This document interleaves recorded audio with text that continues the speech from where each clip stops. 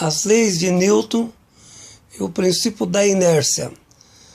Artigo escrito pelo professor Edgar Dias de Vasconcelos. A principal lei formulada por Newton. Ele defende que todo o corpo fica sempre em seu estado de repouso, ou, contrariamente, em movimento uniforme, em linha sempre reta, a menos que venha acontecer algum fato que possa mudar o seu estado por forças que foram impregnadas ao corpo em referência. Tal lógica indica que a velocidade vetorial de um determinado objeto não varia desta forma, explicava Newton. Se o referido ponto estiver em repouso, ele permanece sempre em seu posicionamento exato. Porém, estando em movimento, terá velocidade constante, realizado segundo o seu próprio dinamismo retilíneo e uniforme. As leis da física obedecem a princípios lógicos da natureza, portanto, objetivas, e não são de outras formas modificadas de acordo com o seu fundamento. Do ponto de vista prático, é importante ressaltar, segundo Newton, que não é possível obter um determinado ponto material livre logicamente da ação de forças. Esse é o princípio reflexível epistemológico. Entretanto, para o físico, se o material em observação, não estando disposto a nenhuma força atuando sobre o objeto, ele ficará objetivamente em repouso. Porém, a existência de forças não equilibradas, com diferença de proporções das mesmas opostas, podem produzir logicamente variações. A velocidade do ponto de vista material é em evidência. Todavia, a tendência de qualquer objeto, corpo, em estudo, é de fato permanecer em repouso ou, contrariamente, em movimento impulsionado por outros meios impregnados como força. Entretanto, quando algum corpo livre da ação das forças ou sujeitos às lógicas proporcionais resultadas das ações costumam ser nulas. Isso significa que o entendimento como propriedade entende-se a denominação de inércia.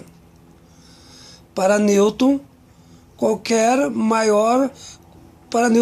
maior for a massa de um determinado objeto, não em movimento, maior será a sua inércia, o que significa que o objeto terá que ficar à disposição sempre em repouso.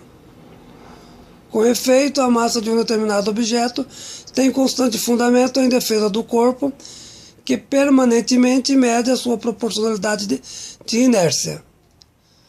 A conclusão natural é que um determinado corpo, pela sua lógica de inércia, tende a então ficar sempre em repouso.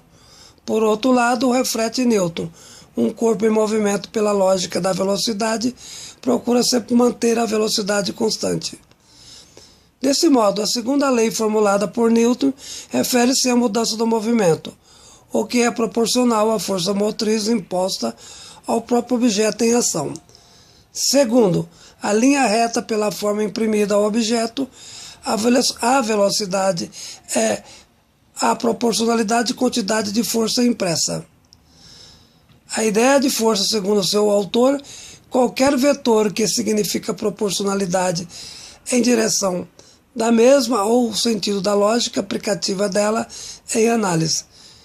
Quando muitas forças atuam sobre determinado corpo, elas se somam para dar uma totalidade como resultante a determinada velocidade do corpo.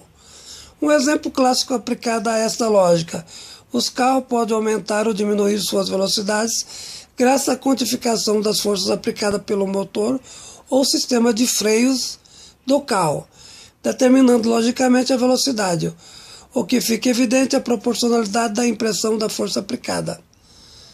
A terceira lei de Newton, aquela que corresponde à lei da ação e reação, o que significa na prática uma ação se opõe por natureza lógica a uma reação desigual. O que se pode dizer se as ações de dois corpos, um sobre o outro, dentro da perspectiva natural, são sempre iguais e se dirigem a partes diferentes, ao princípio contrário.